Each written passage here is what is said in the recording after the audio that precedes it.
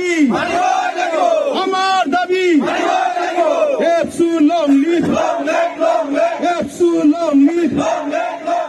এফসু জিন্দাবাদ आबुं संजानाय नङा अब्लासिम जों जेरैखि जाया जोङो दिनै सनितपुर जिल्ला दुलाराय बर' फरायसा आफादा जे नैबे जे 3 घन्टा जे होस्रिखावनाय जे हाबाफारि दा दुलाराय बर' फरायसा आफादनि बिथोन बायदियै जोंबो सनितपुर जिल्ला दुलाराय बर' फरायसा आफादा ढेकियाजुलिनि नैबे कर डिस्ट्रिक्टनि जे लांगोनायाव जोङो बेखौ लादों दा बर' हारिनि जे बर' रावनि सायाव लानानै बा बर' फरायसालिफोरनि जे जेथो जेंनाफोरखौ लानानै आसाम गभर्नमेन्टजों दुलाराय बर' फरायसा आफाद बर' थुनलाइ आफादा गोबां खेब जोंनि जेथो जेंनाफोरखौ लानानै निश्चय सावरायनाय जादों आरो बेखौ सावरायनायनि उनावबो जे माखासे हाबाफारिफोरा नांगौ बायदि दिनै प्रेक्टिकेल महराव बा मोगथां महराव मोनैनि थाखाय दिनै दुलाराय बर' फरायसा आफादा बिथांमोनजों टेबोलाव जिरायनानै जे समाधान जायाखै दा बेनि थाखायनो दिनै होस्रिखावनाय हाबाफारिनि गेजेरजों बिथांमोना जुदि खोनायाखैब्ला खोनासंनायनि थाखाय दुलाराय बर' फरायसा आसाम नाङैनो मोनफ्रोमबो जिल्लाया बे हाबाफारिखौ लादों दा दिनै सनितपुर जिल्ला दुलाराय बर' फरायसा आफादाव ढेकियाजुलिनि बे कर डिस्ट्रिक्टआव जिहेतु जों दा बेवहाय जोंनि जेंना होननानै बुङोब्ला दिनै आसाम गभर्नमेन्टआ बिथांमोननि आसामाव जि टेट फाथिनाय बे हाबाफारिया टेटआ बिथांमोननिया जिहेतु आसामाव फालिला दा बेनिखायनो सि टेट जि सेन्ट्रेलनि जे जायो दा बेवहाय बर' फरायसाफोरा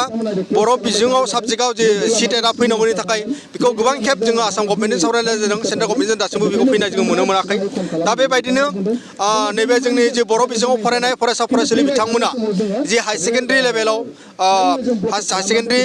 फरायनाय फरायसा फरायसुलि बिथांमोना थांनाय बोसोरनिफ्राय बर' बिजोङाव फरायनो मोन्दों नाथायबा बिथांमोननि जि जोंनि सनितपुर जिल्ला ओनसोलाव बा गुबुन गुबुन जिल्ला ओनसोलफ्राव हाई सेकेन्डारि थाखानाय हाई स्कुलफोरखौ आपग्रेडसन खालामदोंब्लाबो दा मोगथां महराव बेफोर मोनाखै खालिबोल' बिथांमोना आपग्रेडसन जानानै दङ बै ओनसोलफ्राव हाई स्कुलनि फोरोंगिरि जिहेतु गैया दा बेवहाय गोदान फोरोंगिरि होनानै बिथांमोना हाई स्कुलफोरखौ आपग्रेडसन खालामनांगौ दा बेफोरबो नांगौ बायदि दिनै मोगथां महर मोनाखै दा बिथांमोना जोंनि बर' बिजोंखौ माने जि बिमा बाथुलिनि जि नोजोर होनाय बेखौ जोङो मोनबाय थादों दा आसाम जुडिसियेल जि सार्भिस जि आसाम जुडिसियेल जि सार्भिस दा बे आसाम जुडिसियेल जि सार्भिस जि आसाम जुडिसियेल जि सार्भिसाव बर' लेंगुवेजखौ सोनानै जाहाथे जोंनि माबानायनि जि बाथ्रा बुंनाय दा बेफोरो दिनै मोगथां महर मोनाखै बेखौ जोङो गोबां समनिफ्राय जोङो बेखौ डिमान्ड खालामनाय जादों दा बेवहाय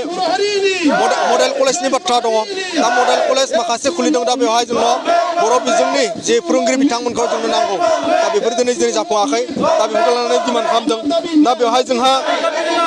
अंगनबादि फरायसालिफोराव जोंनि बर' बिजोंजों फरायनो मोननायनि थाखाय माने बर' लेखा दासिमबो जोङो मोननो हायाखै दा बेफोरो जोंनि डिमान्डआव जिहेतु दङ हिसाबै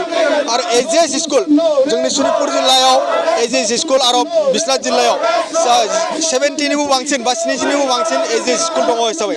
दा बै फरायसालिफोराव माने पार्मानेन्ट टिचार सानैखौ होनांगौनि बाथ्रा बुंनाय जादों दा बे हाबाफारिखौ आसाम गभर्नमेन्टआ होगोन होननानै बुंदोंब्लाबो दासिमबो बे एजिएसनि जि समस्या दासिमबो जिर' टिचार जोङो सोलिनानै दङ जोबोद दिनै जाफुङाखै आरो बिटिआर गोजोन गोरोबथानि गेजेरजों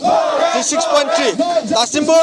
जोंनि सनितपुर जिल्ला ओनसोलाव गोबां गुदि फरायसालि गोबां गेजेर फरायसालि आरो गोजौ फरायसालि भेन्सार फरायसालिफोर दङ दा बे भेन्सार फरायसालिफ्रा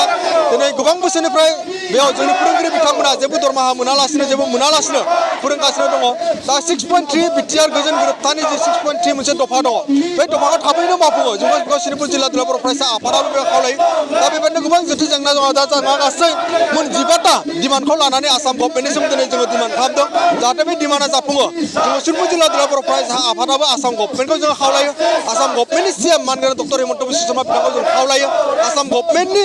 एडुकेसन मिनिस्टार डक्टर रमेश बिथांखौ जोङो खावलायो